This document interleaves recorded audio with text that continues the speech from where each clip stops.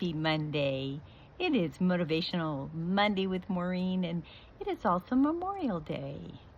And as I was driving back today from camping, we drove past two cemeteries, and as I looked out over them, I just saw a sea of flags. And it just, of course, inspired me for what I started digging into when Memorial Day started. And I came across some things I wrote down, so you're going to hear me read, but I thought it was very interesting that our Memorial Day actually dates back to the Civil War, right after the Civil War. That conflict in our history created more lost lives than any other time. And so they started a tradition of honoring the fallen soldiers. And the first one is recorded in 1868, and they called it Decoration Day. Decoration Day, there you go.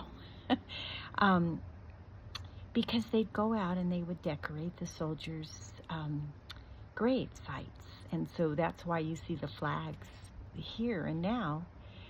These days, that's what they do. Well, in 1971, they started making it a federal holiday, and so it's the last Monday in May, which we're celebrating today. And most people just go, yay, we got a 3-day weekend. They think of maybe, the weather's nice like it has been, and it's the beginning of summer. But, as I was digging deeper into this, I was hoping I could help you reflect on the real meaning, that we are honoring the ones who gave their lives for us to have freedom. And, I came across some other things that I just wrote down because I loved the way it was said. These men gave their lives in service to our country, men and women, of course, and they gave the ultimate sacrifice. And their courage and their selfless love for others, you can hear it echoed in Jesus's words that from John 15:13, our scripture. Greater love has no one than this, to lay down one's life for one's friends. And so, of course, in our Christian faith, Jesus' sacrifice is seen as the ultimate act of love. Yes, it is. Not just for a nation, but for all of humanity. Soldiers die to protect and serve us, and that can be for just a temporary freedom.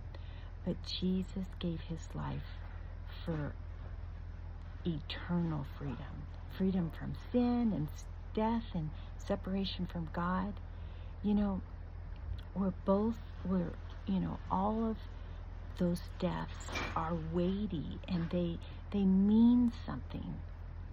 But one secured peace here on earth, while the other secures our peace with God. So just, think about that today and reflect on it, and hopefully it would inspire not only gratitude for what these men and women have done for us, but also gratitude for what Jesus has done for us.